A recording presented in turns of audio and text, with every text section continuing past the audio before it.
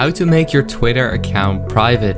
Now that's what I'm going to show you guys in this video. So let's get started right away. Now it's actually super easy to do. So yeah, let's get started. All you basically want to do is click on your profile picture at the top left corner, then scroll down, and here you should see settings and privacy.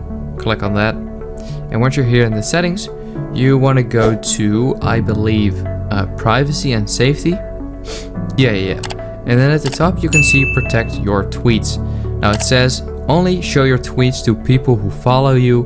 If selected, you will need to approve each new follower. So yeah, it just says protect your tweets, but it's basically a private account like on Instagram. So you want to enable that, and once that's enabled, then you have a private Twitter account.